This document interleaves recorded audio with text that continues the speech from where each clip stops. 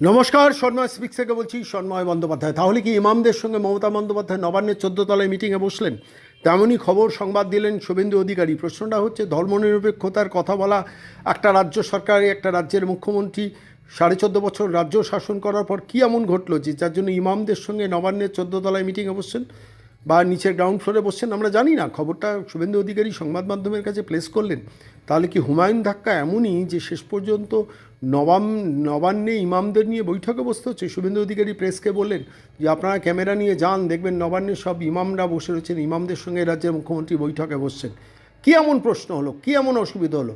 ওবিসিতে ঠকিয়েছেন আপনারা, walk of নিয়ে ঠকিয়েছেন, মুসলিমদের দিনের পর দিন ঠকিয়েছেন। আর তারপর যখন হুমায়ুন কবির বেরিয়ে গিয়ে নতুন দল করে বাবরি মসজিদের নাম নিয়ে একটা আলোড়ন সৃষ্টি করেছেন, তখন কি তাহলে মমতা বন্দ্যোপাধ্যায় মনে করেছেন যে সংখ্যালঘু ভোটে তাদের টান হয়েছে? আমরা জানি না শেষ পর্যন্ত নবান্নের ইমামদের সঙ্গে বৈঠকটা হয়েছে কিনা। কেন শুভেন্দু অধিকারী যা বলেছেন আজকের এই বিশেষ প্রতিবেদনে সন্ময় স্পিক্সে আপনাদের সেটাই শোনাবো। যুব ভারত দেখা যাচ্ছে সুজিত বসু মুড়িমুড়ির মতো পাঁচ হচ্ছে একটা ভিডিওতে দেখা গেছে, এত দাবি এটা দিয়ে ভোট করবে বলে ক্যাটারিং এর সিস্টেম খাওয়া শুরু করে দাও। মায়েরা বসে গেছেন, সৃষ্টি খাওয়া শুরু করে দাও। আরে দাঁড়ান তো বাংলা বোঝেন না, ওনাকে দিয়ে আর্জেন্টিনিয়ান ভাষায় লিখে দিত খেলা হবে, এটা পাশ থেকে বলা তো খেলা হবে, উল্টো খেলা হয়ে গেছে। পরে একজন আছে ভগবান, তার মার। আপনারা নবান্নতে যাচ্ছেন না কেন? হুমায়ুনের ভাই ইমামদের সঙ্গে মিটিং চলছে, নবান্নতে camera Pathaan.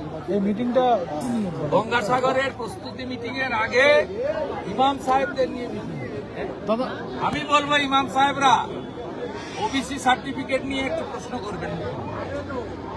Walk of amendment bill মুখ্যমন্ত্রী বলেছিল প্রাণ থাকতে চালু করতে দেবো না, ওটা নিয়ে একবার প্রশ্ন করবেন।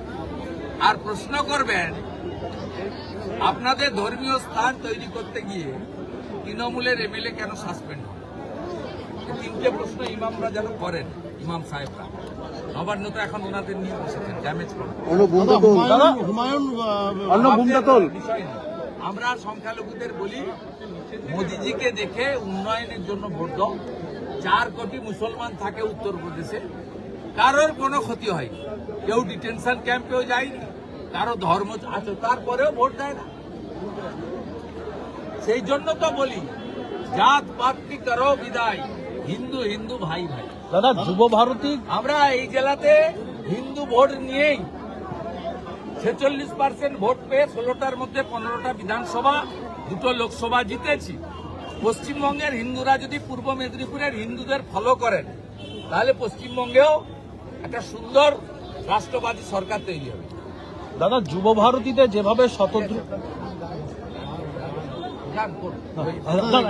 সেটা হচ্ছে যুব ভারতী শতদ্রুকের ম্যানেজারকে যেরকম ভাবে তলব করা হলো, পাশাপাশি বিধাননগর পুলিশ এখন বলছে যে জলের বোতল কিভাবে ভেতরে ঢুকলো সেটা তদন্ত করা হবে।